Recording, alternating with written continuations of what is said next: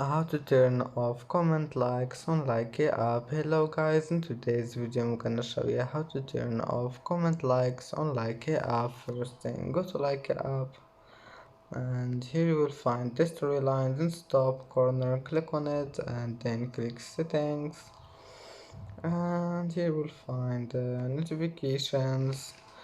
Click on it and now just scroll down until you find comment likes, and then just click on it one click, and as you see comment likes have been turned off, and that's it.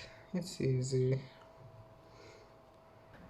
And that's it for today's video. If you like this video, please don't forget like and don't forget subscribe, and thank you for watching this video until the end, and see you in the next video.